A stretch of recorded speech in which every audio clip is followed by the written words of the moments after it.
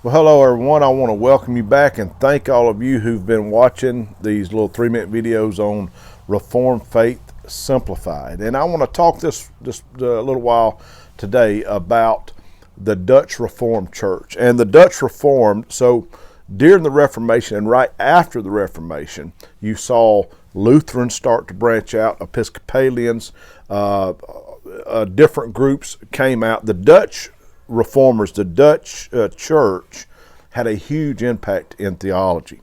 And within the Dutch church, there were some factions that arose between certain groups of followers. On the one side, there was a group who followed a gentleman by the name of Jacob Arminius.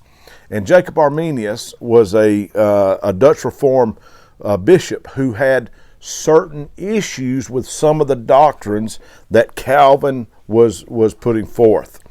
And he had a few writings, but he didn't make a big deal about it at the time. After his death, his followers put together 5 points of disagreement on Calvinist doctrines. And these 5 points dealt with election, depravity, predestination, and other things.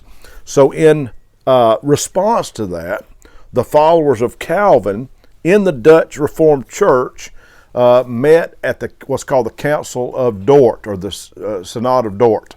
And they met and they came up and drafted something in opposition to the 5 points that the Arminians had drafted. And these 5 points were points of clarity that were answers to the remonstrance. That's what the followers of Arminius were called, the remonstrance, because they were in opposition against the regular Calvinism, if you will. Now, so out of that came what we would call the acronym TULIP. And listen, when you think of TULIP, which is total depravity, unlimited election, limited atonement, irresistible grace, and perseverance of the saints, that does not start to cover all aspects of the Reformed faith. But what it does, it brought an answer to the remonstrance. Now, this issue of division, and I'll say this again, this issue still goes on today. And there are still factions believing free will and believing prevenient grace and believing this and believing that.